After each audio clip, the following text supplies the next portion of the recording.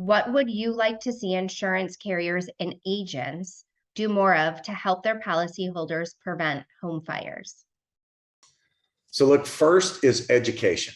We all play a role in home fire safety, and insurance agents and carriers, well, they want what the homeowner wants, a safe environment for them and their family. So carrying fire safety messages to the homeowner from the insurer can be a really powerful way to educate people.